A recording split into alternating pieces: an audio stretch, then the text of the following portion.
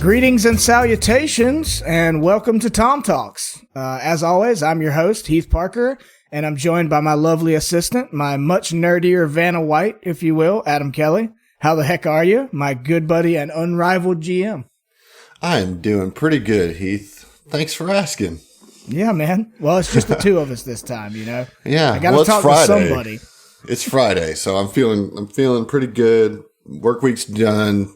Don't have a lot going on this weekend, so get to kind of relax, get caught up on some editing, but I'm glad to be sitting here with you, good buddy. Yeah, man. For the longest time, the Friday end of the work week thing was something I would honestly get irritated about when people said, because it's not something I could experience because I worked restaurants on the weekends and stuff. Weekends were obligatory, you know? Right. Well, I've been in food service my whole career, and this is the first food service job that I have that's basically banker's hours. It's incredible. Yeah. Well, and I'm, in education now as my primary gig, and the last month or so, they haven't been making me work weekends that much. So I've really been enjoying it. It's awesome. Yeah. I can do stuff like this on a Friday night, you know? Heck yeah. So look, I just want to tell you, buddy, I mean, and I know about you, we love sci-fi, we love space, we love all that stuff, but I am particularly today stoked about space, starships, celestial bodies, and most importantly, Starfinder. We've had a good stretch of episodes of Against the Aeon Throne lately. I think you'd probably agree with that. Yeah, absolutely. Granted, some of that good stretch is as yet unreleased, but true. They'll learn. They're going to learn. But I've also been improving my workstation. I showed you I've got a new dice tower, a new dice tray. You saw when you were down here, my rig is set up in a U around me. It feels like a battle station, as Zach likes to call it. Indeed. I've also been reading, albeit quite slowly, through the Dawn of Flame adventure path, so I'm excited. Ooh. I got to read a little bit of that today, and the last little bit I read got me really excited for some stuff that we haven't really gotten to do yet. I'm not going to say what, but it's cool. What book are you on? I'm halfway through 3. Okay. Book 3, yeah. I should have made more progress by now, but it is what it is. But even when I'm at work, I've got the space and science fiction vibes flowing around me because my classroom for my tutoring students is decorated with rocket ships and aliens and planets on my boards around the room, encouraging my students to get excited about reading with such catchphrases as "reading helps you see the universe," "shoot for the stars," stuff like that. Yeah, and then I've got sight words on 24 different rocket ships that I had to cut out and glue on the boards and stuff. But I was like, if I get to choose how I'm going to decorate my classroom, I don't care that this is reading and not science. I'm going for a sci-fi theme, but also, I have mentioned before, I think in one of the intros, I signed all my students up for a NASA program that will result in our names, including mine, being etched onto a disc on the Mars rover that a new Mars rover mission launches later this year. So my names and the names of all 13 of my tutoring students will be on Mars sometime, I think, next year, for as long as the rover's there, maybe forever. If I guess the mission goes poorly, I don't know. Or maybe they plan on it to be there forever. Maybe it wouldn't go poorly. But I've even got outer space boxer briefs on right now, dude. I am in the zone. Man, you're going all in. Yeah. And dude, I took a shower, after work to get ready for this. And I put on some Humphreys McGee. I hadn't been listening to Humphreys. That was my jam in my early 20s. I've been to more of their concerts than any other band. And when I stepped out of the shower, the song that was on was them covering Space Oddity by David Bowie, but it was apparently at a Christmas Eve show, and they had changed it to Santa Oddity. So all the Major Tom was Santa Claus. Ground control to Santa Claus. Yes, exactly. That's awesome. Well, it's been a space kind of day then. Yeah. Well, so I wanted to translate that into. I always try to make some kind of thematic resonance throughout Tom Talks. So before we jump into some Starfinder stuff, I just happened to come across a couple of space travel related news stories today that I wanted to share with you. Okay. So first, one of our intrepid American astronauts, Christina Koch, returned yesterday for us, but February 6th for the general population, from a mission aboard the International Space Station. She was up there for 328 days. Whoa. That's a long time off of your home planet. Yeah, my goodness. But what's cool about that, it makes her the new record holder for the longest single space flight by any woman in history. That's awesome. Yeah. Congratulations, Christina. Yeah, absolutely. I know did you know she listens to our podcast? Oh, does she? That's amazing. Yeah, that's what she was listening to for those 328 days. I wish she'd give us a shout out, boost that signal to the cosmos. Yeah. What's even more wild about that, though, is that in her time up there, she completed 5,248 orbits of the Earth. Whoa. Yeah, which comes out to a distance of right about 139 million miles, which I was informed by the NASA email I got today is roughly 291 trips to the moon and back. Wow, that's a lot of ground to cover in less than a year. Less than a year. That's how fast the ISS is going. That's crazy. We don't think about that. It's going so fast. In a year, it goes 5.25, I guess, 1,000 times around the Earth. That's insane. It's wild, dude. Even if we're not talking about, the grandiose level of Starfinder, just space travel in general, nearest Earth is fucking wild. Yeah, that blows my mind. So this was a big deal, not only because it was historic, but also because it has preparatory implications for a couple of things. First, the potential exploration of Mars is something that it's the new fashionable thing, the thing we're trying to achieve. It's totally hot right now. It's totally hot right now. It's so hot right now. So hot right now. But it's also part of the Artemis program, which the intent of the Artemis program is to send people back to the moon because it's been so long since we actually set foot on the moon. Yeah. Yeah. But this mission for Christina Koch was not the first time that she had made history. No. She had already been part of the first ever all-woman spacewalk alongside Jessica Meir.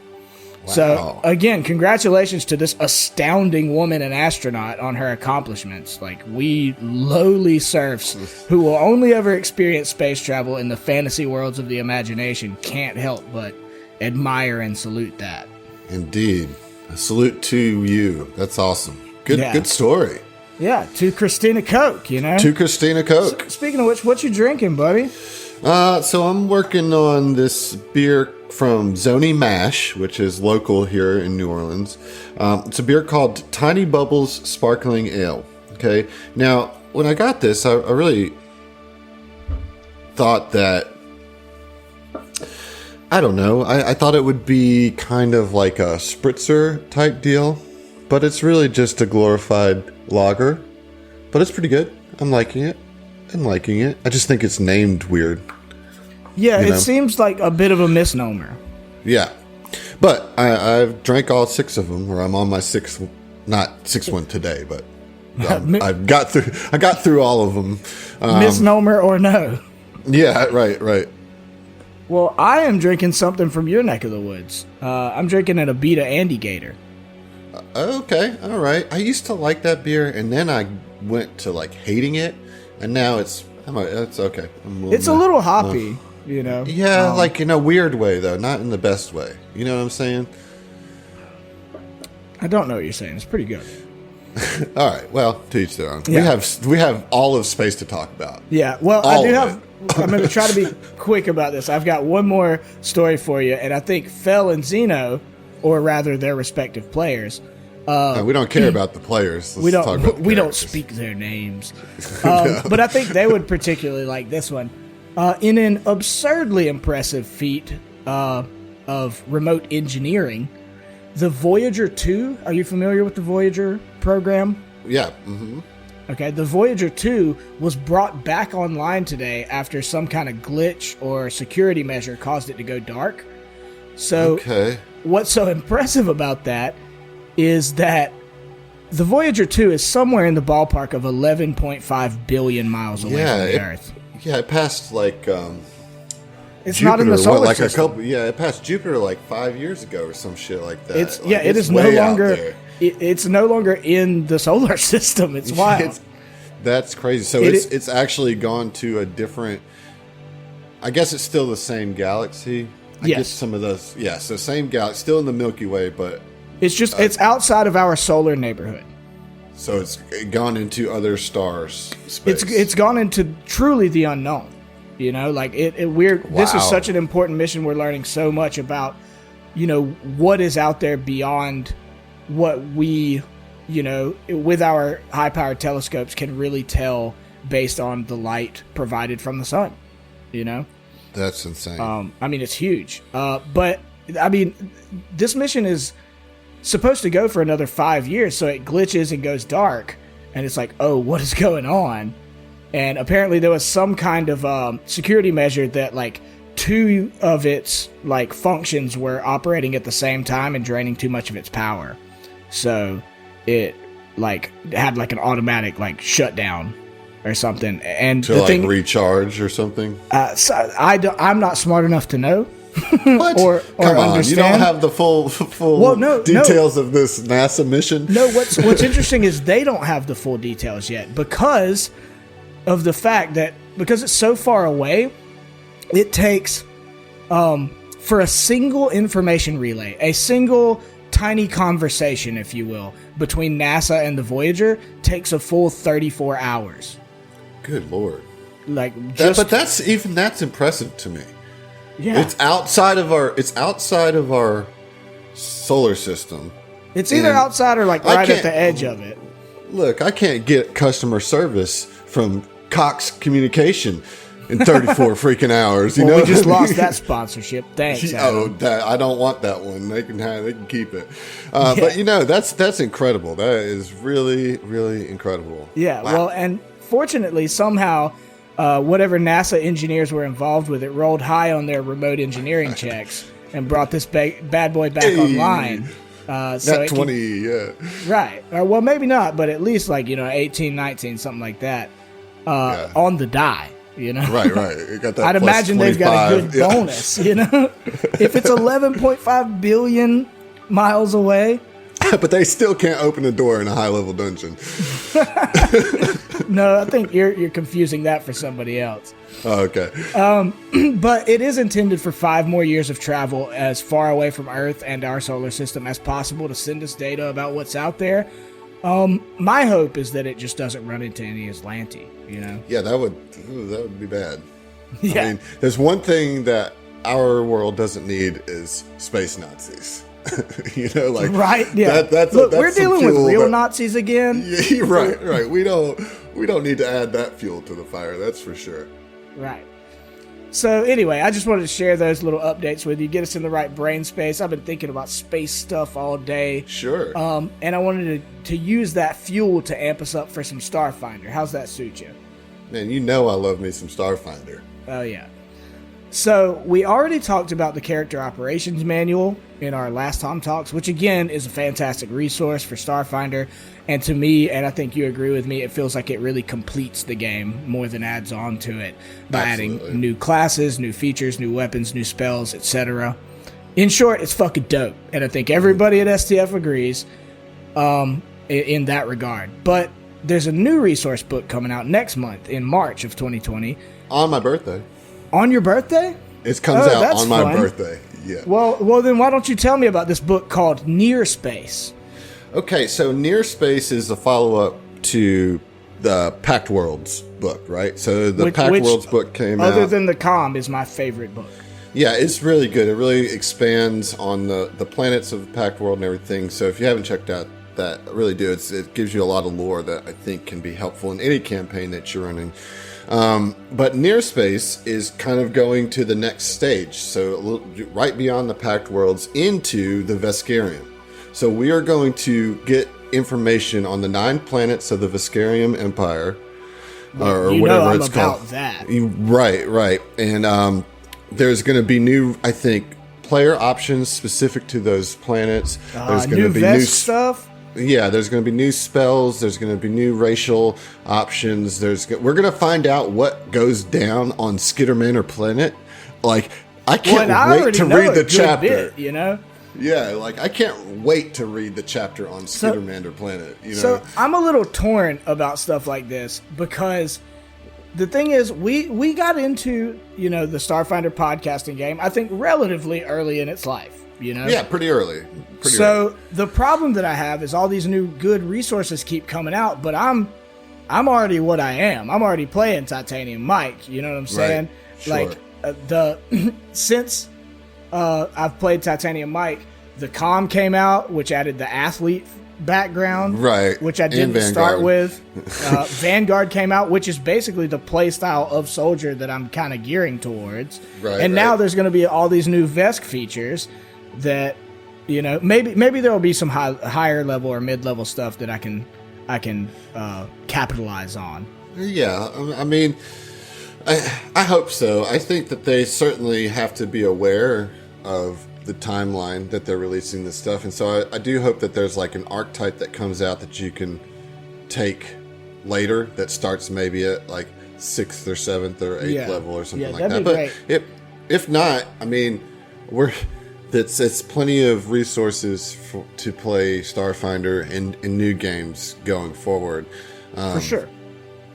But yeah, it looks to be like a really, really fun book. There's a lot coming out with it, and it's a whole other 9 planets or so, plus some. I think it's not just the Veskarium. I think there's some other stuff too. Some of the other stuff in those outer skirts. Yeah, just whatever. Like, kind of, if you think of the Pact Worlds as its solar system, like it's not just the Veskarium that it kind of rubs shoulders with. Like, there's kind of 3 or 4 other sides that stuff butts up against to some degree.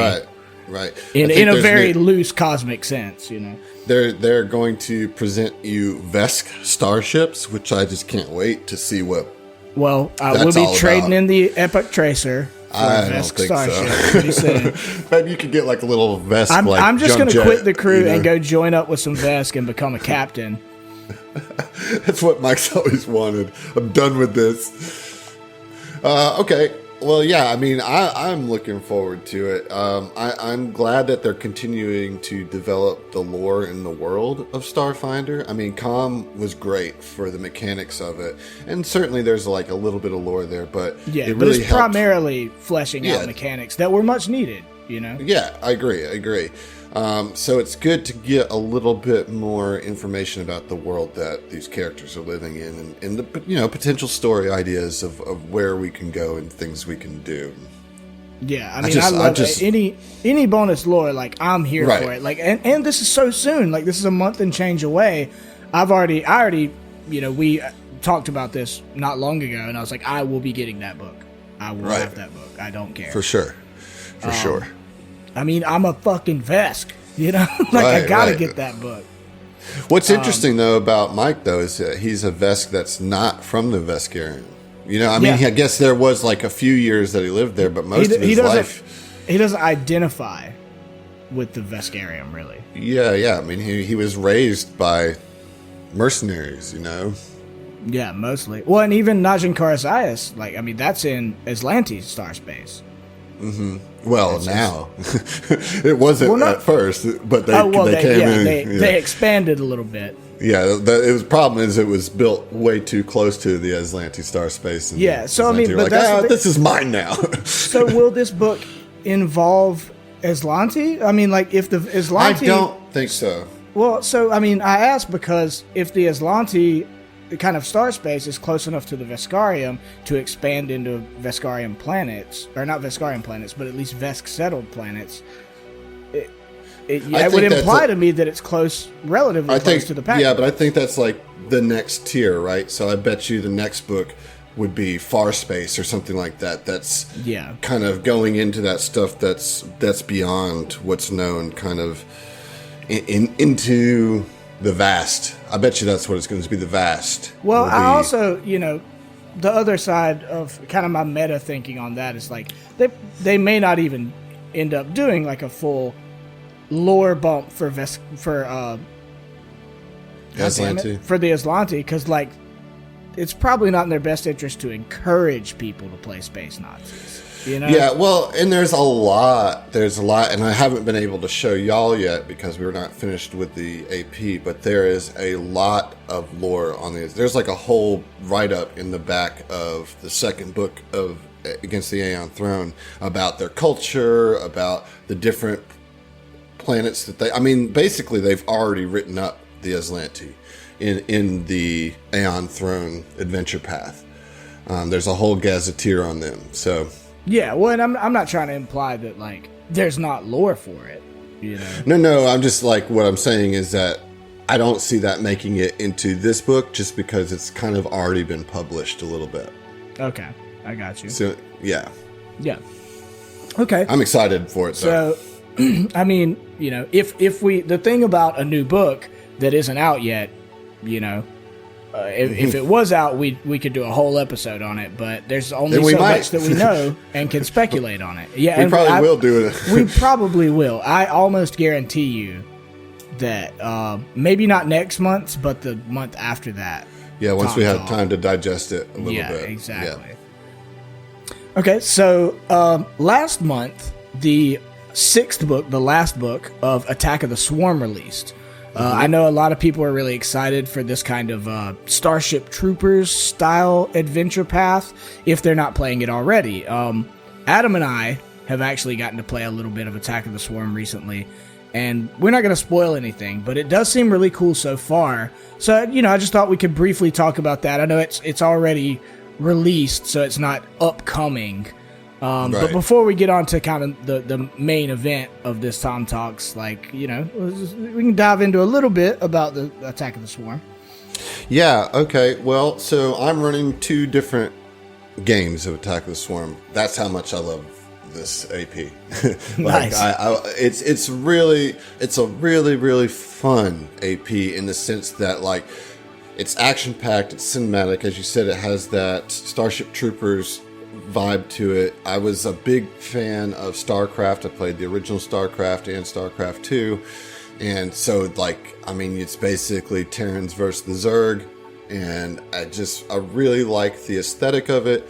And it puts you in these interesting situations where, you know, it's very close to survival horror type deal while still being like action packed, and you can kind of get pulpy with it, you know, like it's so much fun to be like, oh, and you blow this bug's head off and purple goo comes flying out of it, and like it's just, you know, it's campy in the best possible way. Yeah, you know? Well, and that's something I think Starfinder really does well, is it leans into kind of the zaniness of what science fantasy would be. In general, and that's one vibe I've noticed a lot of people really like about it, but also it's really cool that like AP to AP lends itself to different like personalities of character creation and stuff like that. Sure. You know, like you wouldn't create the same kind of character for Attack of the Swarm that you necessarily would for, say, a Signal of Screams, you know? Right. Yeah, I don't want to get too much into the details of it because maybe there might be a release of this. I don't know how much I'm allowed to talk about that, but you're not allowed. Chill out. Okay, all right. I'm zipping it up, but there might be a way that you can hear this. Maybe. In any case, it's a super fun book, and I do want to give a shout out to Patrick over at Cosmic Crit. He wrote the first book. Yeah, he wrote the first book, yeah. And that first book is such a good hook. Like, the whole AP is good. I myself am slowly reading through it. I'm in book 4 now. Yeah, well, and as a player, I'm still in book 1, right? We're very much still in book 1, yeah. Yeah. And I've got to say, so far, it has been really cool. It's been really enjoyable. And especially, you know, getting to play with kind of a mixed bag of people we don't normally play with and stuff like that in such a pulpy, interesting, campy, but also very like war and combat based AP thus far is really interesting and different from any of the other APs so far. Right. Right. It really does stand out on its own with that identity. So I get in an Attack of the Swarm game if you can, because it's a fun one. Yeah, for sure. Kill some bugs, man. Kill some bugs. But not shearing. Unless shearing attacks you. And that's another thing I will say about it is that it really does highlight the shearing as a race. And like, if you're interested in that, or maybe even if you aren't, this could help you kind of identify with the shearing, because it really digs into their lore. More so than any AP. This is definitely a shearing focused AP. See, I'm so early in, like I'm not aware of that, but like, well, the shearing are they broke off from the swarm lore wise. Right. Yeah. Correct.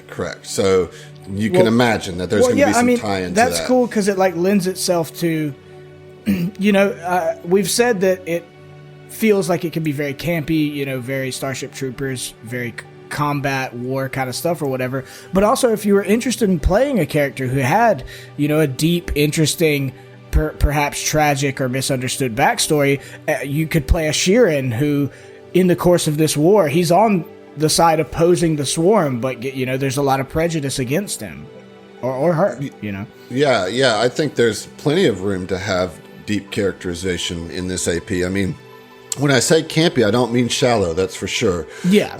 There is definitely some weight to this campaign. I mean, hell, there's been a couple times early on in book one where we've already feeling struggled it, a little bit. Yeah. Yeah, feeling it. So. Well, and I mean, I don't mind spoiling this a little bit if this ever gets released, which again is a maybe. That's all I'm ever saying is it's a maybe. But I'm getting to play a Witch Warper, which is a whole lot of fun.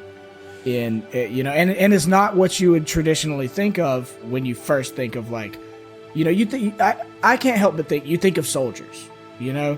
When you think Starship Troopers and stuff like that, you think soldiers, vanguards, martial classes, Yeah, and maybe like a Neil Patrick Harris Technomancer, you know what I mean? Yeah, tech, stuff like that. But like your casters, I feel like, not that it doesn't provide any space for them. It certainly does. Anybody can play anything, but it's just not your first thought. And I was like, I want to play maybe not something that's going to be the most optimized for the AP itself, but is an opportunity for me to play a really interesting and a really fun and silly character. I wish we could talk more about your character, but again, I want to save it just. I'm just saying I'm playing a Witch Warper, and I'm excited for it. Yeah, it's a very interesting Witch Warper, and it's pretty funny. But yeah, Attack the Swarm, I love it. It's a great AP, and it did wrap up last month. I think it's really all the books are getting pretty good reviews, and what I've read so far, I'm excited to play all of it. So nice.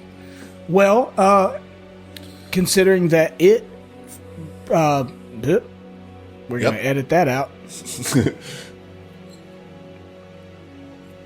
Taking into consideration that Attack of the Swarm published its last book, its sixth book of the, which is a 6-book AP.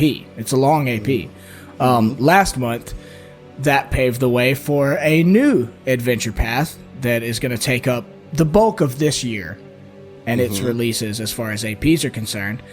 So there's a brand new, again, 6-book adventure path starting up when book 1 of the threefold conspiracy comes out, titled The Chimera Mystery, with subsequent books releasing in March, April, and May. I assume the rest of the books will release on that same schedule, but Paizo only has their release schedule on their website up to May. Yeah. But I know Zach is really excited about this one, and with good reason. It seems like it's going to be very much like an intrigue and mystery kind of adventure with, as the title suggests, like conspiracies within conspiracies. Yeah. It really does look like a super fun adventure. I've purposely stayed away from looking into this one too much because you'd like to play it. Well, yeah, of course, I'd like to play any of it, but Zach specifically has mentioned some interest in GMing it, and so I'm kind of keeping hands off on it because it's a mystery. I think the less I know, the better it will be going into it. But the general concept is that you're on this. It opens being on a ship, and this person gets murdered, and you have to figure out what happened while you're on the ship with the murderer, and that unveils this whole like cosmic conspiracy that involves fucking Greys, man. Like Greys, like the classic alien. So you read into it a little bit, at least. I read the back cover of the first book. You know what I mean? Like, so I, periodically every month or so, I'll go and like kick it with Zach on a weekend, because I mean we've been friends for 15, 16 years now, and he was talking about his interest in running that campaign, and I was like, okay, well, and I had the same sentiment that you did. I was like, okay, well, I don't want to read too much into it if you want to run it, because I know if you're going to run it, I'm going to play it, right? Right. And he was like, no, dude, like, read the blurbs at least, Yeah. And the first impression I got from reading book one is Murder on the Orient Express. Yeah, exactly. Like, I think that's the good comparison to like what the theme of book one is going to be, because I believe it's like a really like lush cruise ship that you're on. You know what I mean? Well, maybe even like is it a ship? Is it actually a ship? I thought it might be like a spa or something, like a giant, like a resort. Well, I know that it's something that floats in space. I think it's a giant starship. Well, yeah. I was thinking, and we'll get blasted on this for sure. I thought it was like an asteroid, but maybe I'm mixing up something else. Yeah, I think it might. Okay, but it is very interesting. I mean, like you're really leaning into the notion of not just mystery, but like specifically conspiracies. Conspiracy is in the title. And the implication, I mean, it's called the threefold conspiracy. I mean, it's a conspiracy in a conspiracy wrapped in a conspiracy, Yeah, I mean, so what I will say about it is, and not to just like, be too like groveling at Paizo's feet or whatever, but what they've done with Starfinder and their release schedule and what they've got on the horizons for Starfinder is so good. Like, this is a totally new kind of adventure. This is your X-Files adventure, and they haven't made that yet. Like, that's not been made yet. They're not retreading ground, and this feels so fresh. Adventure. See, that's, again, I haven't dug into it much. All I have really to go on is that I know it starts in kind of, and I hate to like make these correlations seem too like ham-fisted. Like, it's not a one-to-one correlation, but the vibe I got from book one, like I said, was Murder on the Orient Express. So for that to turn into kind of an X-Files type thing is I didn't know necessarily that was a vibe that was going to be a part of it. I'm making some assumptions, just kind of based on the aesthetic of what I've seen.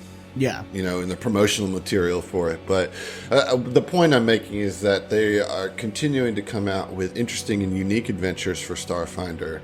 And it makes me feel so good that we got into the system when we did, because we have all this great content coming out for us to just explore. I agree. Well, and it's a really interesting time. I'm going to go ahead and say our initial idea for this TOMTalks was we didn't do one in January, and for that I'm sorry, but we've been really busy. But we did a live stream. Yeah, we did the live stream thing, but we've all had a lot going on. We've met some Patreon goals, which we'll talk about later. But we just didn't have time to squeeze in a TOMTalks. So our plan initially was to do like a decade in review of like TTRPGs and their rise to the mainstream kind of thing, And so that's kind of what I was just gonna carry that on into this one, until I was like, nah, man, I really just want to talk about Starfinder, not everything. I mean, that's what it is. And that's where we're at. But there's so much cool stuff. I mean, you've got so much new Pathfinder 2e stuff coming out. I mean, there's still great Pathfinder 1e. I know the edition wars are still a thing, but like there's some cool 5e content out there for Dungeons and Dragons. There's just a lot of stuff to do, and I guess in the last couple of months didn't realize I had started self-describing as like, I'm a fucking Starfinder guy. Like, that's who I am.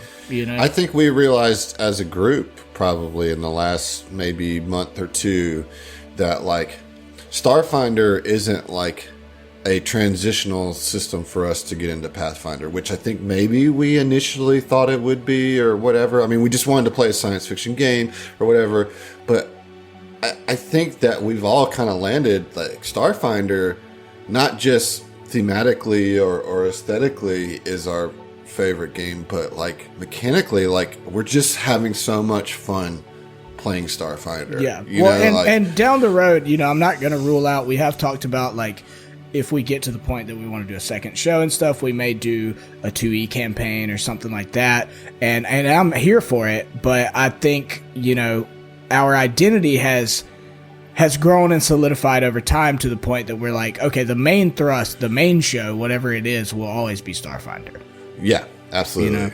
Absolutely. And I think, especially with things like the comm and now near space and new resources like that coming out that give you more and more to work with, I think it's only made it more and more our Not to mention the Starship operations manual that's coming out even later this year. I don't even know what to talk about that, but I just want to put that out there. They're bringing out a whole new book just to embellish Starship combat. So okay, we can riff on that a little bit, I guess. I didn't plan on it. I didn't even write anything for it. I won't lie to you. I know. I threw that in there. But all I'll say is that I know that at least for some of the community, one of their complaints is Starship combat. Some people don't like it.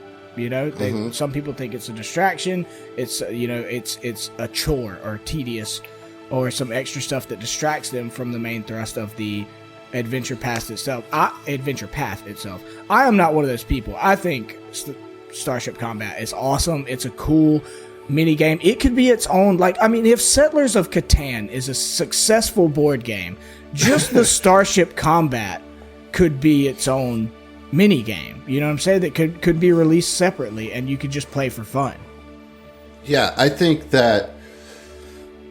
And that's not. I'm sorry, that's not to shit on Settlers of Catan. I've had many a good night playing some Settlers of Catan, and I was at the local gaming store today and was browsing, and I didn't realize there are fucking 12 different versions. I didn't know there was 3 different sci-fi ones.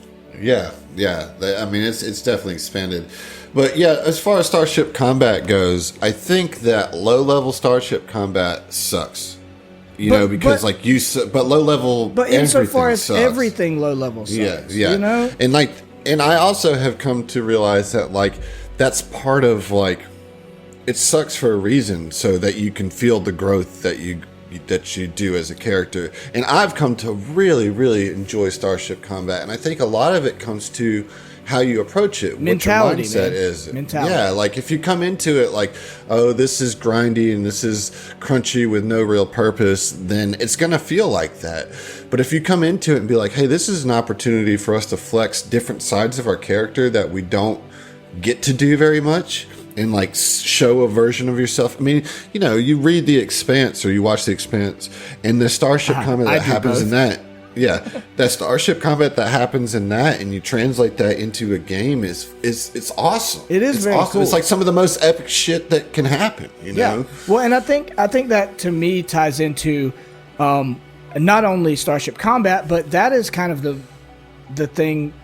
I'm not using my words very good right now, but with adventure paths in general, there are certain adventure paths that I think if you don't come into it with the right mentality, you're not going to have a good time. And sometimes it takes a little self-awareness about what your party makeup or your crew of actual players that makeup is. And some people aren't into certain things. I mean, I can't help but think about political intrigue campaigns or things like Kingmaker in Pathfinder 1E. You need a party that's into that, Right, for sure.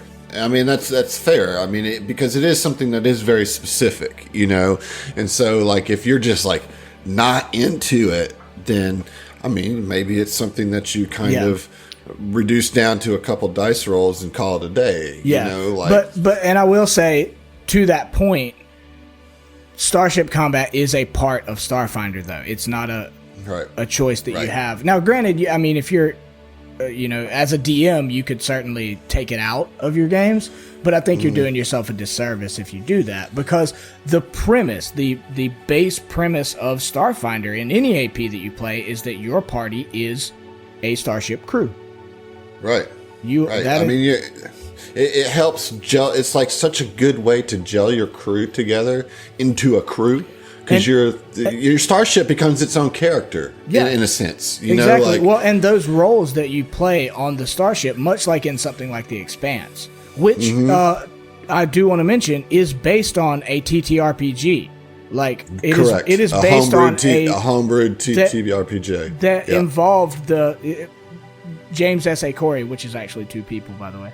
If you didn't know, we're playing a game that involved George R.R. Martin. Like they were all playing this. I'm not sure what system it was or whatever, but they were playing. I think it was like together. I think it was like a kind of very heavily homebrewed and adapted Dungeons and Dragons game that they took. They changed to make it science fiction. There wasn't a Starfinder, and I think the only thing I want to say you're wrong about that, but I'm going to leave that to the listeners because I guarantee you they will correct us. That's true. On that, while you guys are going to look that up, I'm going to go get another beer. Okay. Okay. Adam is refreshed. He has gotten a new beverage. Yeah, I got a different beer this time. What do you got now? It's by the same brewery. It's still by Zony Mash, but this is in conjunction with the Congregation Coffee Roasters Company, and it's called Brewmation, and it's a milk coffee brown, and it is exactly what it describes. That's an Emily beer right there. Yeah, she would love this beer. She would love that beer. I do love it myself. It's quite tasty. So I think we had a very good segue set up, and then we missed it. Well, I needed my beers. No, it was prior to that. Oh, okay. But I will say, we mentioned earlier that Attack of the Swarm draws inspiration from Starship Troopers, and we also mentioned that, Book 1 of The Threefold Conspiracy to me felt a lot like Murder on the Orient Express. I mean, that's one cool thing to me about TTRPGs is that you can be derivative and feel okay about it, I love that. I've done intros about steal, but steal gracefully, like borrow inspiration from what you find interesting, because this is a game first and foremost. It's not, you're not writing Shakespeare over here, even though there can be excellent writing on the part of the players and the book writers, That said, I have a series of questions that I wanted to ask you in particular, Adam. Okay. First one that the segue was kind of built for. Is there another book or series that you in particular would like to see an AP based on? It could be sci-fi, it could not be sci-fi. But particularly a Starfinder AP. Yeah, that's a pretty good question. Let me think for a second. Yeah, you know what? I think I have two for you, actually. Can I guess what one of them is? Sure. The Three-Body Problem. No, I don't think that would be a fun... I think it's an amazing book series, but I don't think that translates well to an AP. Well, I took a shot. Yeah, it was a good shot. I've talked about that book a lot to you specifically. I haven't mentioned it, I don't think, at all on the show or in the Discord, but it's a Chinese science fiction book. It's awesome. Check it out. No, so the first one is The Moon is a Harsh Mistress. And that's very intrigue espionage, right? Well, yeah, like specifically adding in mechanics to this AP of spearheading a rebellion. You know what I mean? And so that would be rebellion rules or mechanics or whatever. Somehow you get rebellion points or whatever. I think that could be a really cool, maybe 3-book. Well, and you set up a network of spies and and exactly, and comrades that don't necessarily know who each other are. They have their own cells that don't know who the other cells are. By the way, Moon is the Harsh Mistress is a landmark piece of science fiction, and I will never stop recommending Robert Heinlein. I know a lot of we have our own books, and it's called Library and Data Pads on the Discord, where we talk about books and stuff. And I'm a big sci-fi guy. I know you like sci-fi a lot as well. And from being in that part of the Discord, I've come to realize, like, I'm actually not very up to date on, like, modern sci-fi. Yeah, no, me neither. I am reading The Expanse. I have 2 hours left of the book I'm reading, and then I'm going to start the third book of The Expanse. But I'm very much a classical sci-fi guy. So, like, Robert Heinlein and Arthur C. Clarke are kind of my dudes, you know? Yeah, I agree. I'm with you on that. My second one is also a classic, by Dan Simmons, the Hyperion books. I haven't read that yet, but I have it. So I have to read it. That reads like a Starfinder AP. Like, you have a very varied group of characters. It's varied.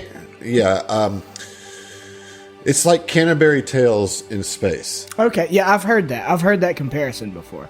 And the worlds that they go on are all like crazy. You know, there's like these trees that are wild ecology and stuff like that. Yeah, and there's like these temples and stuff, like old ancient temples. It's just, I think, gosh, you know, it might be Dead Suns, might be that, you know, almost. It's like that kind of like world just tour of craziness. You know what I mean? Like, but something along those lines I think would be really fun too. Nice. Awesome. So that, I actually didn't write this, but I just thought of it because of the way the conversation has gone. And you saw me post this a couple days ago, and I will say it is not originally my post. I got it from the Starfinder RPG page on Facebook, but I wanted to ask you, because you saw my response. If you had to pick a party of authors, living or dead, to be a Starfinder party, oh God, like, who would they be? I mean, just pop it off. I mean, if you want, I'll give you time by telling you mine. Okay, so I had Arthur C. Clarke as the GM, because he's so good at, like, the hard science and the, like, the exploratory nature of space, right? I mean, that's why he's one of the foundational space guys. But I had him GMing. And not all of them are sci-fi. Right. But I had Robert Heinlein. I had to. I had Christopher Moore, who I'm reading one of his books right now. He's not a sci-fi guy at all, but he's hilarious. And I think he would be a lot of fun. I had Douglas Adams. Oh, great, yeah. Who is also hilarious and is sci-fi. And George R.R. Martin. I thought that was an interesting party, that some of them would be way more into, like, developing a backstory and the narrative stuff, and some of them would be really into the humor, but every single one of them, other than Arthur C. Clarke, has a really good sense of humor.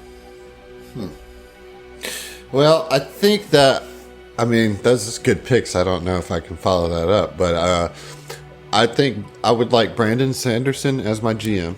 Okay, I can see that. Because he's a great world builder, and he's pretty decent with characters. And he's good at, like, magic systems and stuff. Right. So I think that would be cool.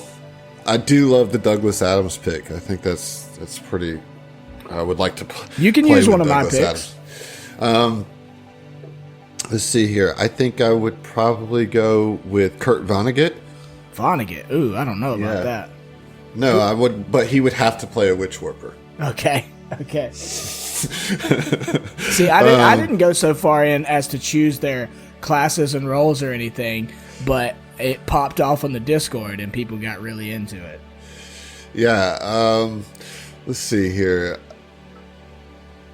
Maybe, gosh, you put me on the spot there. I mean, you know, maybe Robert Louis Stevenson. Oh shit! Yeah, going way back. He knows his way about adventures. Playing like a swashbuckler type or something. Yeah, something like that. Yeah, for sure. And then, I mean, I don't think I'd want to play with George Martin. See, I think you guys, and this has been a thread in our friendship forever. I defend George R.R. Martin to the teeth. I think you guys are being unfair to George R.R. Martin. Like, he'd be long-winded. He'd never finish it because you're just taking jabs at It's not even that. It's just his general personality. He plays TTRPGs. and has. Yeah, but it's just a general personality. Like he kind of has that. Like I feel like he's the type of player that's like hyper gritty, like about everything. He's probably the rules lawyer of the table. You know what I'm saying? I want George R. R. Martin. I don't care what his class is. I want him to play a Skittermander. What about Mark Twain? Mark Twain would hate it. He would hate it and be like, I guess he'd really hate Starfinder. Yeah, I don't know. That's all I got for you on that one. Well, we got there. But, yeah. Okay, so a couple more questions for you. Okay, so I got 3 that kind of go together. I wanted to ask, these are just like rapid fire off the top of your head. I'm putting you on the spot again. Okay. So, I know you're GMing Attack of the Swarm currently for a couple of different groups, but if you were to create a character specifically for Attack of the Swarm, what would you play?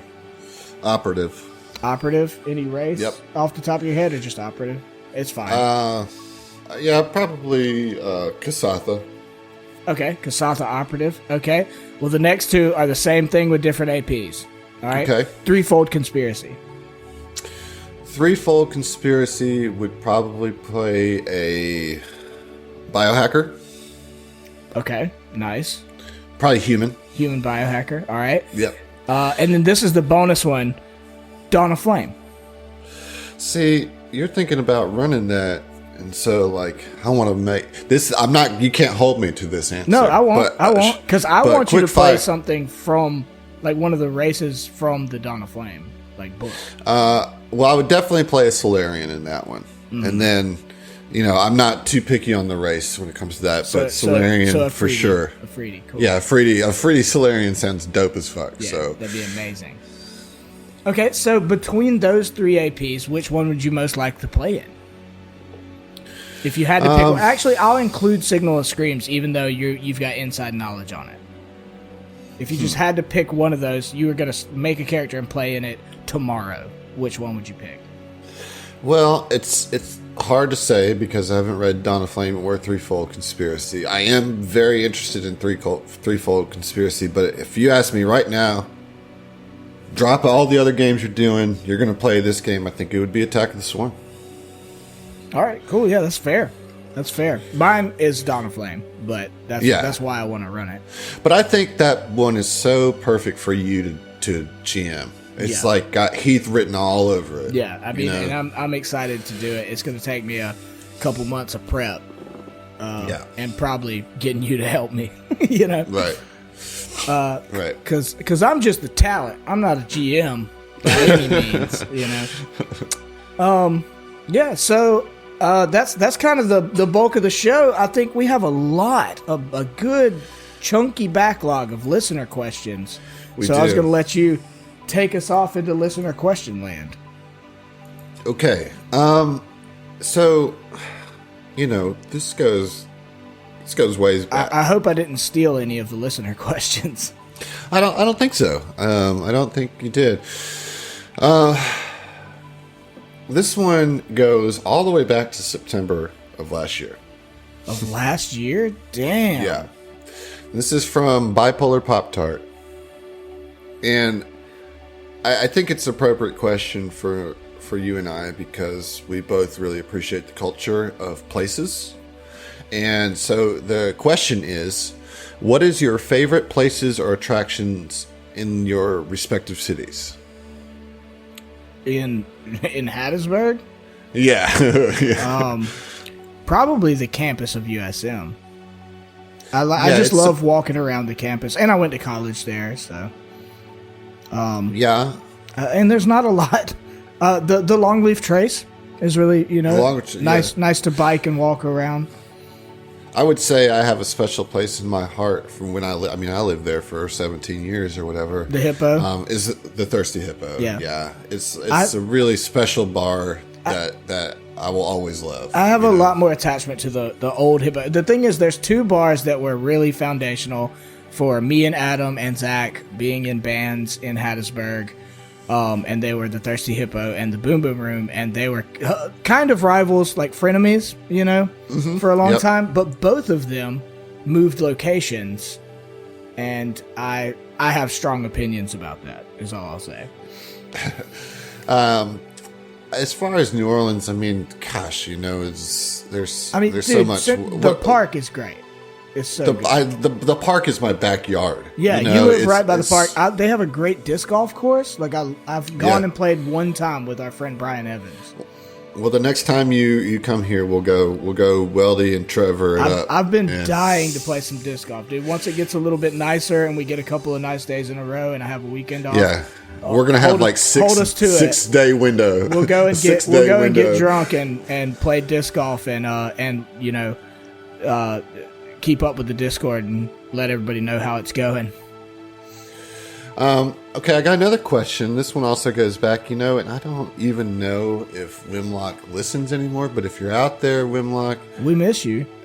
We miss you. Please come. Please be more active. We probably owe you about 75 beers. Yeah, we owe this man so much alcohol. So we're going to at least start by answering his question that he asked us in October. The question is, do you think that podcasts need to be consciously aware and alter the game for the sake of the listeners? Yes. In short, yes.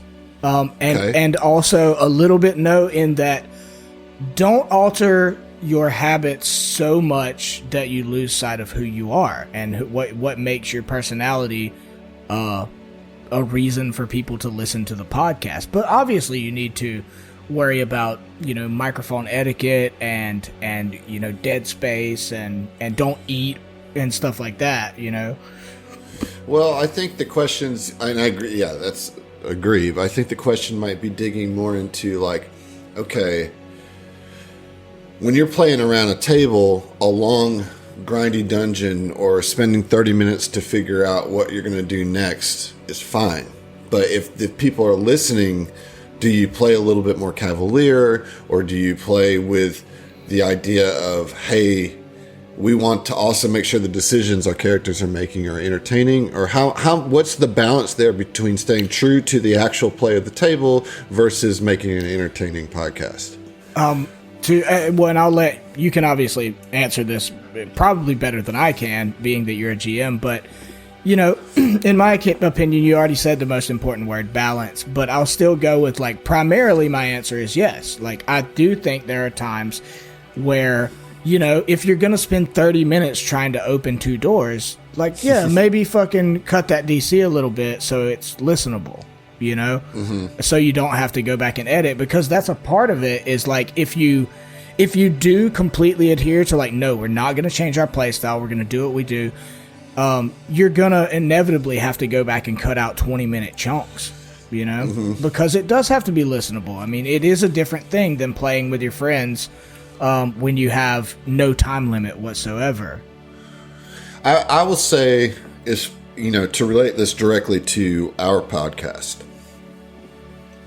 part of my job in preparation as the GM, I think I put a lot of thought into that, but I don't expect necessarily the players to do much different than what they do. I try to make the changes necessary behind the scenes, but I don't even change that much. We play pretty straight. The difference, I think, in us is that we learned how to play by recording ourselves. Okay, so before we even started this podcast, we recorded all of our games to go back and listen to remember what happened in the session. We had the means to do it, and we decided to do it. And so as we went back and listened to these episodes, we just naturally, there wasn't anybody listening to these. We recorded these for ourselves, and I think our actual play style developed a little bit because of that way of reflecting on what we were doing. So when we came to the podcast, not a lot changed as far as how we play the game, because this is how we've always played the game. Yeah. Does that make sense? Yeah. Well, and to that point, I think,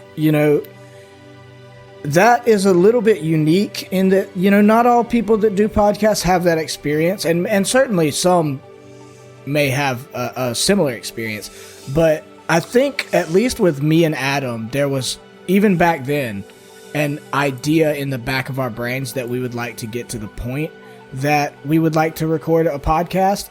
And I think, not to toot our own horn, but I think it really was valuable that we spent the time being patient and being like, no, we're not ready for the podcast yet. We're still learning, but we are actively making progress towards it and thinking about it. You know, I mean, we played for a year and a half before we ever actually decided to do the podcast, and we started recording for like a year before. Mm-hmm. Like a year and a half. I think that was valuable experience, and I think it is an experience that I think would be valuable for lots of people that want to do the podcast thing. And I don't mean to shit on anybody, but I do think there are people that jump in too quickly to the podcast thing without realizing what that requires. Right. You know? Yeah. I mean, it's to kind of circle it back around to the question itself. I think that you need to be, if you're doing a podcast, you need to be true to what your table's dynamic is, and you don't want to lose sight of that.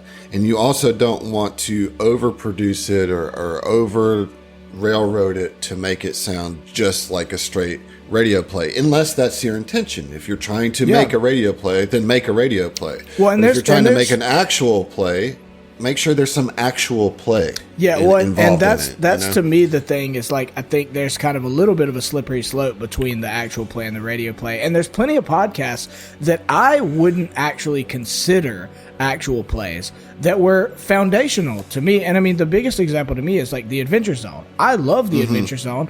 I'm actually one of the few of us that I'm still current with the Adventure Zone. But I wouldn't call them an actual play.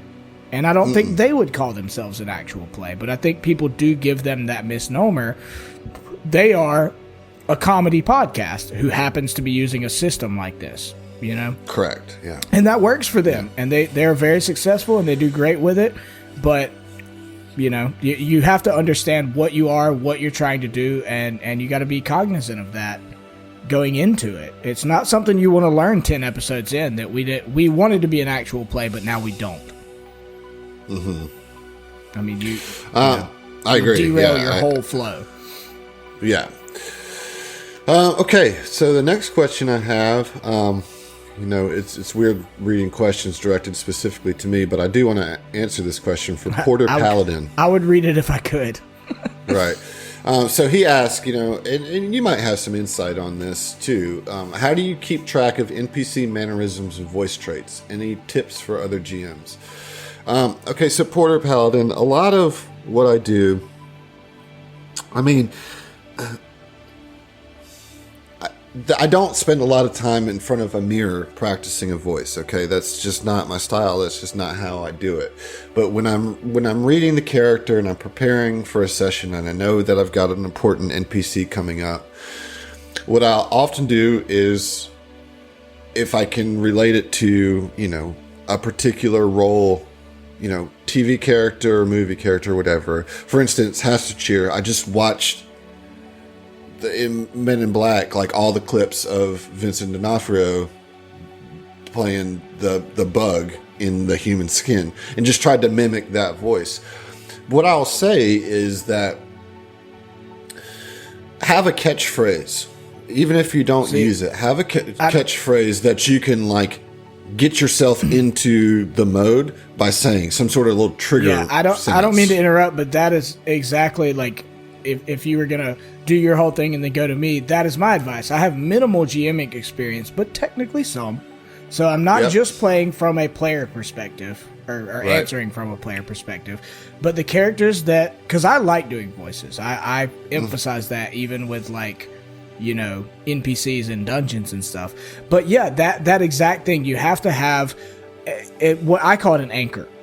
An anchor phrase. That's a good word for it. Okay. So like Mike, for me to get in the mode with Mike, because I spent a very long time trying to get Mike's voice down because I wanted to be a bit more of a. He's based on Anthony Joshua. I tried to do Anthony Joshua's voice for a long time, and I can't do it. I just can't do it. He's like a young, hip, like urban African American British dude that I just don't have the ability to do you're that, like, you know, you're like a white dude. I'm like an Southern aging white Mississippi. Southern guy, you know. Yeah. But like with Mike, I'm sure people have noticed it, and maybe some haven't. But like my anchor phrase is, "I don't think." Like, I start a lot of sentences with, "I don't think that's necessarily the right thing to do," you know. But like, if you can find, it doesn't have to be a whole sentence. It can be 2 or 3 words that snap you into it, you know. Mm-hmm. And again, to Adam's point, if you have an inspiration from like a movie or anything like that, I mean, that will certainly help practice their voice. But I think it still will behoove you to have an anchor phrase. What is the most iconic thing? The first line that you think of when you think about that character, and that can kind of pop you into it a little bit. Yeah.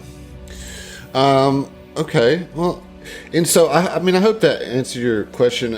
You know, the main advice is to find something that works for you. Don't be afraid to mimic other voices. Like, don't be afraid to do that. Like, I think that's totally fine and is a great way to do that. Well, and also, I don't think that you have to have an accent to have a memorable voice. You don't. It can all be the manner of which you speak. If you speak haltingly, that is just as dynamic as a bad British accent, right? Like, you know, then that's a terrible voice. But just as an example, you know. Well, and also don't force it, because like we all have, you know, tendencies vocally, as far as our timbre and our pitch and all that are just inherent to who we are. And some accents or some vocal mannerisms are not going to work for you. There's been numerous times I was like, I want to do this kind of voice, and I try it and I try it and I try it, and I'm just not the kind of person who can pull that off. But you know, most of the time when I do find a voice that works for me, it's on accident. It's because I'm, to be honest, fucking around, making jokes about something else, and I realize like, oh, like I can do like a Cockney accent, I can do like an Australian accent, and they don't have to be accents, but like everybody has somebody that they can mimic. Everybody has somebody that they make jokes about without even realizing that they're doing it. So like, go with the flow, do what's easy for you naturally, and that's not to say don't work at something. But there's some stuff that, you know your limitations. Know if it's not working for you and you're beating your head against the wall trying to get this one voice exactly perfect and you can't do it, well, maybe pivot. Don't be afraid to go a different direction. I mean, for instance, Sedona is one of the main NPCs in Against the Aeon Throne. And all I do for Sedona is just talk a little softer and a little higher, you know, a little bit more diction. And that's it. Like, I'm not doing anything overly complicated or overwrought.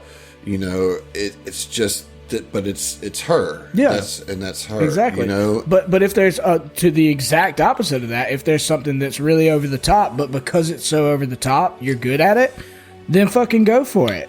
Because like one of my NPCs, when Adam was the one time Adam's gotten to be a player in a game I GM'd, one of the NPCs, his voice was straight up based on Meatwad from Aqua Teen Hunger Force, you know? Sure. And I was like, I know I can do that voice because I've been doing it since I was 15.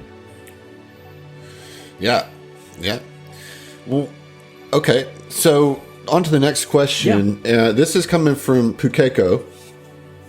And my beautiful Pookie boy.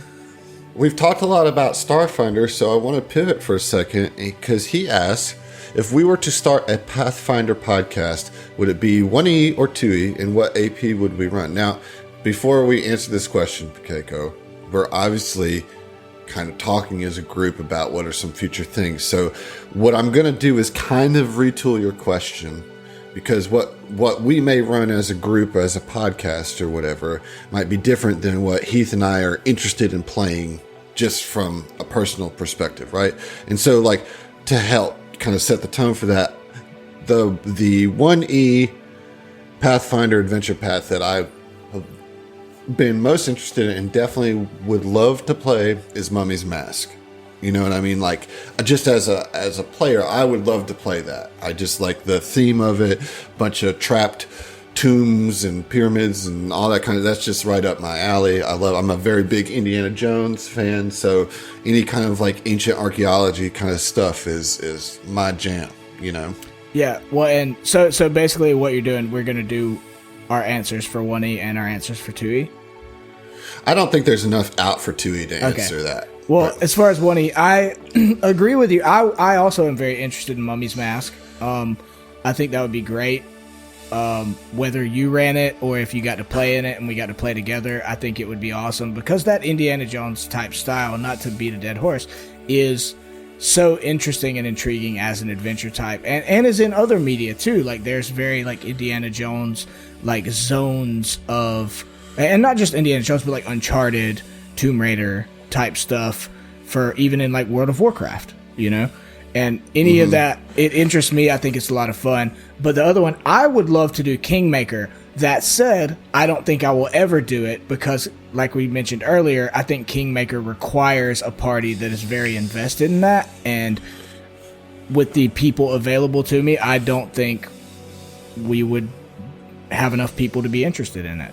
You know? Yeah, I agree. I love to play like Civilization games and like Civ 5, 6, and Beyond Earth are all my jam, and I think there's an element of that in Kingmaker, the like creating your own kingdom and upkeep and all that. I think it's great, but I don't think necessarily everybody else is, you know, as interested in that. So I'd like to do Kingmaker, but it would never be with us. STF wouldn't do it. Well, I also don't think that makes sense as a podcast either. Yeah. Oh, the question was as a podcast. My bad. Well, no, it was that, but I kind of switched it because we can't really speak to what we're going to do as a podcast. Non-podcast, I'd love to just do a Kingmaker. Podcast, I would play think that. Mummy's Mask I would play that with you, Heath. So if you can round up a group, you got me. Well, Dawn of Flame is the priority. Yeah, I heard. This is, I think, where we realize we identify as Starfinder players because there's so many like 1E and 2E adventures. Like we really are all kind of interested in 2E, but the time that we have to play, we keep going to Starfinder. You know, like that's just where we're at right now. Okay, so I got another question. Alex asked from Aeon Throne, which NPC or PC would you like to be? He worded this strangely, but of the NPCs and PCs of Against the Aeon Throne, who would you like to be best friends with? Titanium Mike. I mean, okay, other than Titanium Mike. Oh, that's not what the question said. No, I know, I think but that's like a valid that's answer, such an though. obvious. It is. Well, because like I'm a smaller guy, and I'd love to have a best friend who's like gonna handle any like situations where I might get beat up. But also like to toot my own horn, Mike, despite being a big badass soldiery guy, is pretty funny and personable. I think he'd be a lot of fun. Yeah, I mean, I think he would make a good friend. You know, he's loyal and he is funny. He's a little hot-headed, but that's okay, you know? Yeah. I mean, you're hot-headed, and I'm your friend, so... Yeah, thank you. Is there... But I do want to say, beyond Mike, is there somebody... Let's say NPC, then. I'm trying to remember all the NPCs. Like, Hash, no. Half Red, no. Bright? I have a soft spot in my heart for Bright, but that's through the lens of Mike. I think it would be incredibly frustrating to be friends with Bright, Crackle, Flicker, Dim. Okay, I'm going to go deep. I'm going to go deep with this. But you know who I think would make a pretty cool friend? Corsica? Okay. Oh, yeah. Nah, fuck this. I got it. Trevor. Okay, so you'll be friends with the two. With my players. With the two. No, but Trevor or Weldy. I think Weldy would be fine. I mean, he'd be a good friend. I would definitely be friends with Weldy if I wasn't already Weldy when I was younger. I'll go Weldy because I'm not playing him, you know? Yeah. I think now that I'm 30, it would be a little more difficult, you know? Yeah, well, I would need to be friends with Weldy when he was 30. You know what I mean? Like after he's grown up a little bit. It's tough. I mean, I think we're still early enough in the adventure. We don't have too much to, it's limited to how many NPCs we've encountered. Okay. I'm gonna. This one is from Veradux, and I may be the only geek who wants this, but y'all should discuss workspace organization. Oh, you got the right two people. Yeah, I'm not on that spreadsheet but it does game, it does say don't beat me up, Heath, at the end of it. I'm not gonna beat anybody up, both because I'm 5'5" and because I think that's a good question. I have no interest in the spreadsheet part of it, but me and Adam have both now done intros, future stuff, about workspace organization, and I even posted on the Discord today. I went and bought a dice roller and a new dice tray, and I've been bragging about how I have like a battle station now. I've got a U around me of surfaces. I've got a big screen, and I've got my computer screen. I've got some Starfinder books to my left with my dice bag. I've got a GM screen, and I've got my dice roller and tray, dude. Like, I'm really excited about it, and I never thought that was something I would be excited about. So I am a convert. I have really come around to, like, the workspace really does enhance your mood and your capability to play the way you want to play. I 100% agree with that. I don't think there's anything I can add to the workspace part of it. As far as spreadsheets, Vera, I mean, it's just who I am, dude. I don't know what to tell you about. All right, I'm going to beat you up already just from talking about it. Well, but the spreadsheets to me are such a... No, they're valuable. We joke about it, but it's such an organizational powerhouse. No, they're incredibly valuable. I'm just glad I don't have to make the spreadsheets, Right. Yeah, I mean, I like to make them because it's kind of how a way to organize my thoughts and visualize things. Like, I'm a collector too, right? So the spreadsheet of the episodes, I like to see the titles, the episode, when they came out, the length, all that kind. I like to see that all on one spot so I can kind of get a snapshot of what we've done. I have a loot sheet. I have a spreadsheet that I need to update for boss fights, a round by round breakdown of the boss fights. I have, it's just who I am. I don't know what to tell you. So I will say, just so I have something to say in that conversation, the closest I can get to the being into the spreadsheets thing is that if there was a way that I could benefit the podcast from making PowerPoint presentations, I would be about it. Like, I love making PowerPoint presentations because they're so visual, I'm sure that will be something that we can do, that a skill that we'll need at some point in our future. You feel like answering a few more questions? I know we're running a little long, but that's fine. I mean, we're at like an hour 20, but some of that'll get cut out. I mean, it's okay. It is TOMTalks. Yeah, it is, and I feel like we've had these. We're going long. We're going long. Okay. The least exciting we're going long of all time. Yeah. Okay, so this one, I think, kind of ties into what we've talked about tonight, actually. Pukeko, again, another question from Pukeko. Also, after spending some time in it now, how do you like the way sci-fi has been translated into a TTRPG by Paizo compared to how they translated fantasy into a TTRPG? Yep. I mean, I think this almost goes without saying. We like it a lot. Yeah, we like it. We like it a whole lot.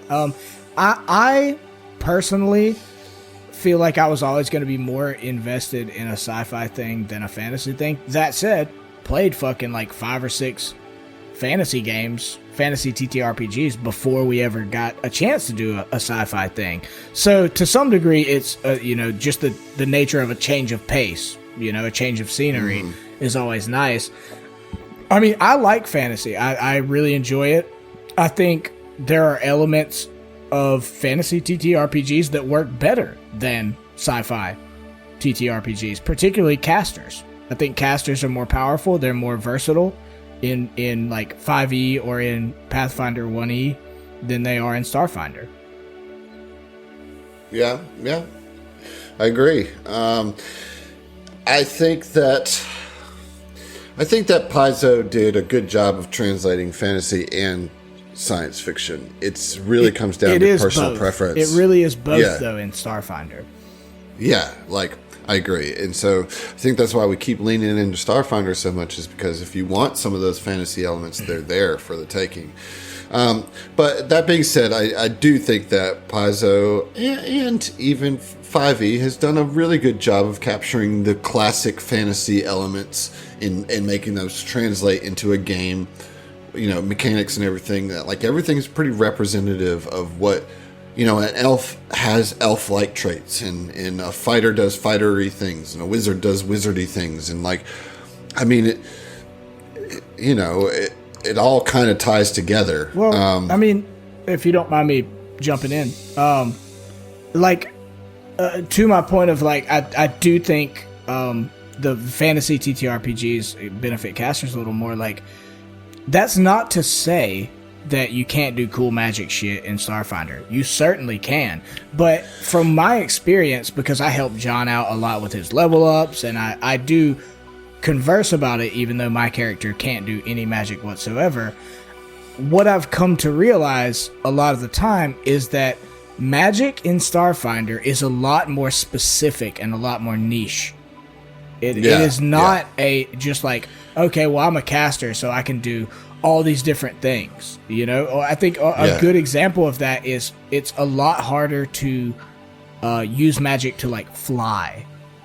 Right? Flight is a big thing in 5e and Pathfinder 1e once you get to a certain level. And it is a thing you can get to in Starfinder, but it's, I think the biggest thing is that, there's no spells past level 6 in Starfinder. There's only, like, you only get 1 6th level spell. And that's the highest you get, as opposed to 9th level spells, Well, and that is... So the magic's a lot more deep in the fantasy, as it should be, though. Yeah. Well, and it's also that it had a science fiction game like Starfinder had to make space for the technological advancement, right? So it's not just tech and, like, your computers and all that stuff, which is a part of it, but also guns. Guns are such a prominent part of Starfinder, even though I fucking railed against it for a long time, because I'm a strength boy. But, like, everybody can shoot guns. Everybody should shoot guns, Right. Which, because there's only so much space for each person to, inhabit per turn, you're not going to be able to have your cake and eat it too, to use an outdated metaphor. Like, you can't be a, like, D&D 5e style wizard and also have dope-ass fire rifles, Right.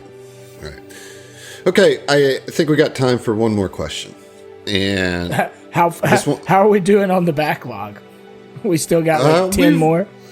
We've got a lot more, but we did knock quite a few out here. And I will say that we did, over the course of this episode and through some other listener questions, did answer a couple from Old Scratch and from Buster Knuckle as well. So we did cover some things just in general in our main discussion. Yeah. So the last one that I have here is what changes, and I think it's really apropos to this edition of Tom Talks here, is what changes do you want to see in your favorite system, which we've already identified as Starfinder, in the future? Whew, that is a tough and broad question. I will say, okay, so I would take it back, or just gut instinct, to how we talked about a lot of people don't love Starship Combat. I would give Starship Combat more options earlier. Yeah, I would definitely do that, because, like, you don't get your really good options until like level 6, Yeah, we might see that. And there's a book coming out that might do that. Yeah.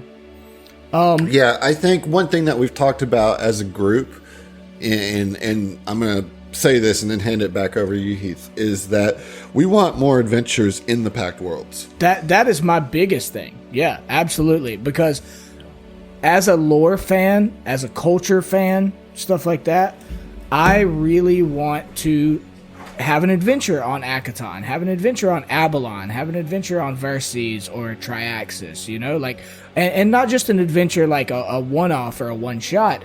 Like, I would love to see planet-focused APs, or at least like half the AP is on one planet, half the AP is on another planet, you know. I think, you know, there has to be some reasoning behind not being so focused on the planets of the Pact Worlds this early on, and maybe that's something they're planning for later. But that's one thing I know me and Zach and I have both griped a little bit about, is because they give you a book like the Pact Worlds, and it is so full of all this rich lore and stuff for all these very interesting planets, and then it feels like a tease, like you don't really get to explore them. So I would love to see APs that are, you know, maybe a 3-book AP that is focused specifically on one planet, or a 6-book AP that is like half of it or a third of it is on one planet, and then you bounce to 2 or 3 planets and really dig into those planets, or at least portions of those planets, for a good long time. You know, because like the Pact Worlds is my favorite book that is a lore-based book. So like, I mean, every planet in the Pact Worlds is interesting and is thought out and is developed and has deep, rich lore, and we thus far haven't really gotten a chance to really spend time on those places. And like, somewhere is also, I mean, Akaton and Abalon were my first 2 that I was really into, but like somewhere like Triaxis, which is an enormous planet with all these different districts, like you could viably do an entire AP on Triaxis and go to the different areas there, you know, and culminate it with like going to the region where dragons rule, you know, something like that. But I agree with Adam. I think that has been a big gripe, and I'm not trying to bitch too much, because I do think they have plans to do that. They probably have their own reasonings, but I want an adventure on Triaxis, and I want an adventure on Akaton, you know. Well, I'll tell all the people I know at Paizo. We'll make that happen. Sweet. Listen, that really is all the time we have this evening for listener questions, but I hope that, you know, we did make a pretty good dent. Yeah, I gotta say, we got quite a few knocked out. Well, so, and I think, you know, being that we skipped a month, and again, I'm sorry for that. I had a lot of life things going on, as many of us did. I think we definitely have to do one next month, because there's a new book coming out, stuff like that. So I think realistically we'll do one for each of the next 2 months, you know. Yeah. Coming up. So hopefully we'll get caught up with all our listener questions via that. Yeah, for sure. Okay. So, you know, before we get out of here, let's you know, it's Tom Talks, it's not the show. So let's talk about some business stuff, and then we'll do our shout outs, and then our social media stuff, and we'll get out of your hair, and you can, you know, have us out of your fucking ear for a minute. But business-wise, I mean, first order of business, I think, is we did add a new tier to the Patreon. We did. Right. So we have a $25. It's called the Pools of Paradise tier. But of course it is. Yeah, well, because luxurious, you know, it's the the high roller tier, and we understand not everybody's going to do this, and in fact, probably very few people will. But what are the benefits there? So what it is it basically gets you into our merch level benefits. Okay, so our plan is to do 2 shirts a year. And everybody who's in the $25 tier is going to get each design of the shirt, you know, every time we come out with a new one. So every 6 months, that's a new shirt from Southern Tomfoolery that you get. On top of that, if we hit our next Patreon goal, which is to open the merch shop, you will get a discount on all merch. Oh, that's great. That's great. Yeah. That's something we really look forward to. We want to be able to put out merch, but the reality of it is, I mean, there's a lot of money that goes into merch in order to make money off merch, you know? Yeah. Or to just even make merch. Well, yeah, the designing process itself is tedious, you know?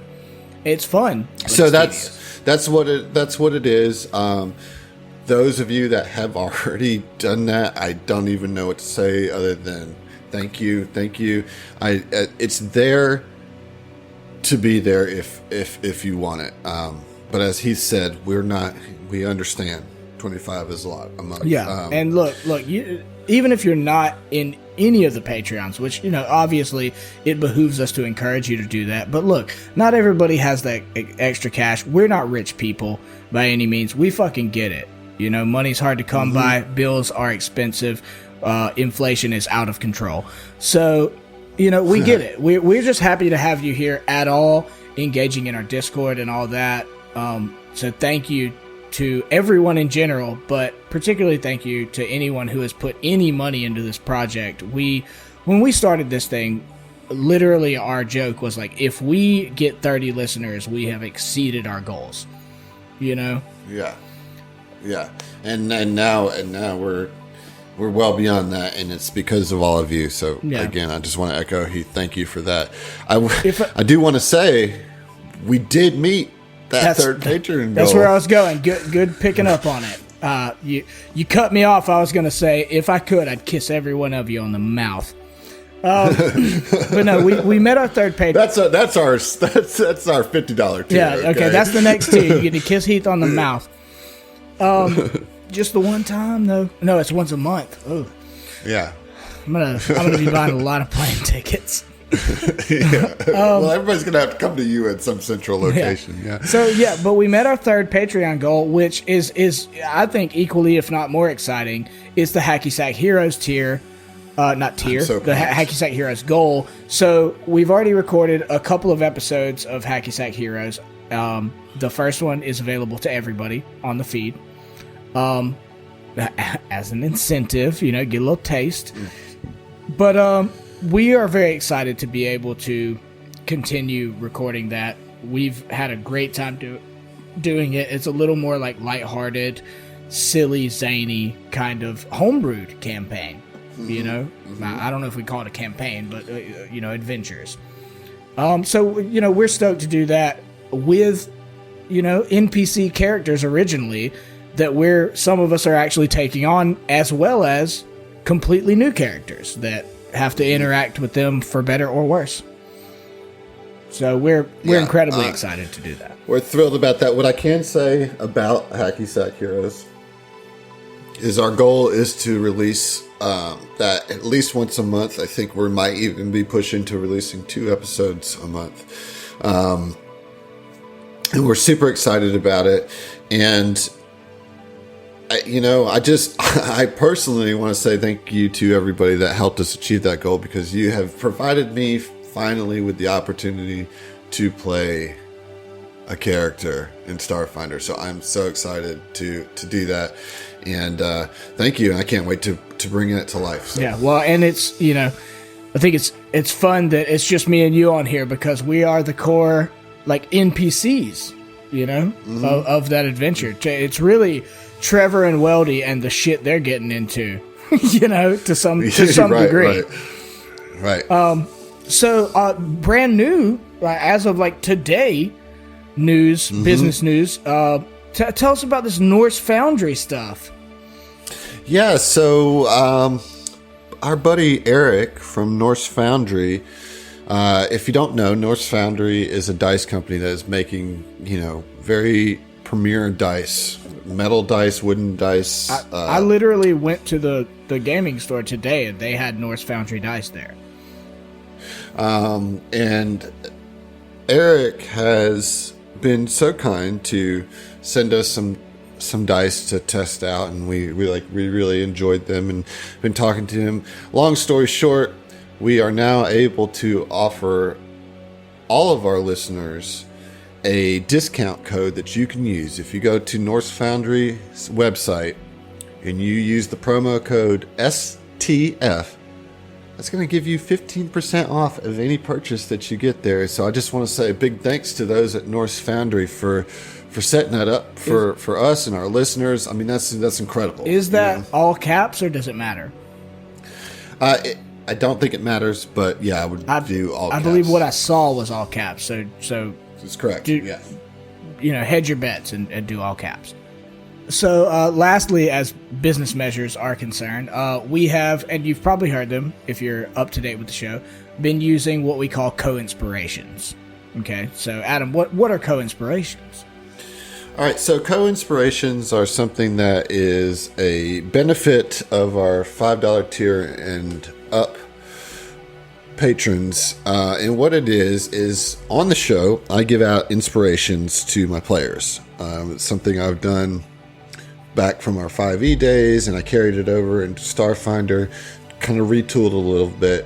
What it does is give them a +3 to use on any D20 roll that they want. Now, they have to say they're going to use it before they do the roll, but it's a little bonus. And I usually give them out for good RP or something that makes me laugh or whatever. And when we were first putting together our Patreon, I wanted to make sure that there was some way that our subscribers could be involved in the show. And a lot of shows have already done write in your critical fumble, critical hit, and I wanted to do something different. So because you're helping the show, I want you to also be helping the players. So if you're at our $5 tier and up, you get to do a co-inspiration, which means you send me a little message that will be read on air when I hand out an inspiration to one of the players.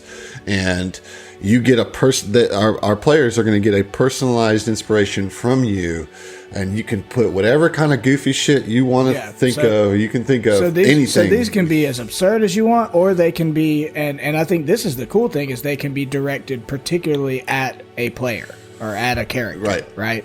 You can send a general inspiration that can be anybody can draw and it's applicable to, or if there's a particular PC or player that you really want to specify your inspiration for, you can do that too. We've gotten some great ones, and we're just throwing this here out as a reminder to those of you who are already subscribers to keep them coming, because I'm going to keep giving them as long as I keep getting them. And if you're interested in getting in on the game, this is the last time we're going to sell you on Patreon tonight, but get in there and get that tier, because we'd love to have those. Yeah, so all the boring business stuff aside, we got a few shout outs before the end of this thing. First, I want to say thanks to MinMaxed. It's spelled MN Maxed podcast. They have a series of what they call all on the table games. So they have their podcast, but then they have these all on the table games where they get people from the community, from other podcasts, whatever, to play basically like one shots or 2-episode adventures to give other people an opportunity to play with them. And I think that's a very cool project that they work on. I recently got to join in one of their one shots with Emily, and we had a blast. They are so fun. We clicked like immediately, and I hadn't really talked to these people. It's a really cool thing that they're doing. Yeah, it's a really cool thing. Yeah, exactly. And I hadn't talked to these people like in person at all. And as soon as I got on the call, it just felt great that they were really welcoming, and we had a great time, and our senses of humor clicked, and me and Emily got to play in a game with them. And in fact, the character I made a goof. I didn't know the lore of Pathfinder, and I just the backstory of my character tied into a goof that now we're potentially gonna do another adventure based on my fumble of the lore. So We'll see how that goes. For Norse Foundry, obviously, thank you for the promo code, for helping us out, for being, for Eric, and now we've got another Norse Foundry guy in the Discord, right? Yep. We do, the Master Artificer himself. Yeah, a Master Artificer. We're so lucky to have one around. So thanks, Norse Foundry, again. The obligatory Jason Lillis from What Do You Do Pods. Yeah. And if you haven't listened to the STFU with him, please do. It was a really, really great sit down with him, and he's got a lot of good things to say. So I really encourage you to listen to that if you haven't. That's our most recent STFU episode. And I'm so glad we got Jason on. Like he is so good, not just for us, but for the entire community. He is there to help TTRPG podcast, no matter who you are, no matter how big, how small. He's going to be following you. He's going to be keeping up with your stuff. He follows over 100 now, or at least 100. At the very least 100 podcasts, which is astounding to me. Hideous Laughter, what we like to refer to as kind of our sister podcast. There are good friends. We just talk to those guys all the time. A lot of crossover between our fans. Just got to give them a shout out. Okay. Yeah, for sure. And then before we get out of here, I've got to say, look, if you're not following us on Twitter and you want to engage with us, follow us on Twitter at Southern Tom Fool. Just Southern Tom Fool. The Uri is cut off. Okay. I guess it was taken by somebody.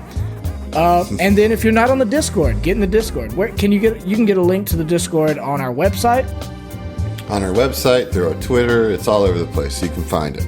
Yeah, so come talk to us, have a conversation. We're here to chat with you guys. We try to engage in the community as much as we can because that has been the most rewarding aspect of being in this podcast, bar none. Agreed. Yeah. So, anyways, thanks for tuning in. We went long. I'm sorry, but I'm not sorry. So, we had a good one. Me and Adam rarely get to shoot the shit on air just by ourselves. You had a lot of great questions. Those of you that posted them, I hope we answered a lot of them. We'll try to get caught up with all that in the next couple. But thanks for tuning in.